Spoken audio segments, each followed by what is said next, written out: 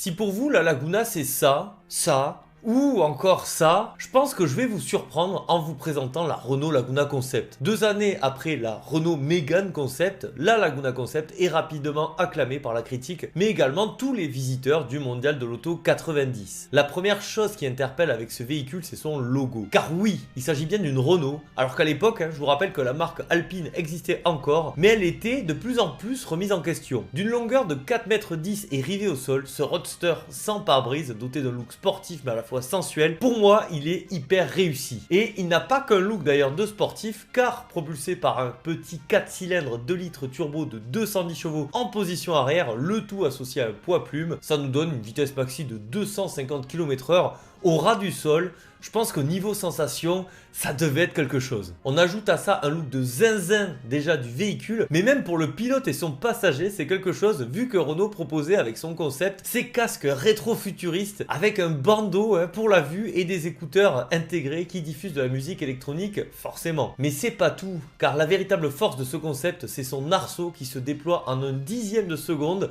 lorsqu'il le faut, ce qui permet de garder un look de fou en toutes circonstances. Par contre, ne pensez pas qu'il ferait le daily idéal, étant donné que son coffre il fait à peine 60 décimètres cubes, c'est plus de 2 fois moins que sur ma Mazda MX-5 qui est déjà vraiment un coffre pas fameux. L'habitacle il se veut également moins extravagant que l'extérieur, forcément j'ai envie de vous dire, avec malgré tout une ambiance simple et sportive. D'ailleurs mention spéciale à ces sièges qui, malgré un look sportif, paraissent assez confortables. Patrick Lequément, directeur du design Renault fraîchement arrivé, qualifiait ce roadster en 3 mots: culture, passion et fun. C'est pas mal. Finalement, ce concept, il ne servira pas à rien, car il arrivera en série sous la forme du Renault Speeder en 1995 et il est aujourd'hui un des collecteurs ultimes de la marque aux losanges. D'ailleurs, si l'un d'entre vous possède un Renault Speeder, ça serait avec un immense plaisir d'en réaliser un essai. Même le nom Laguna fut repris pour la nouvelle berline de Renault qui sortira en 1994. Malheureusement, aujourd'hui, ce nom, il a une très mauvaise connotation, en grande partie due au déboire de la Laguna 2. Mais c'est dommage, déjà car toutes les Laguna 2 ne sont pas à jeter, et loin de là, mais aussi parce que les Laguna 1 et Laguna 3 sont de super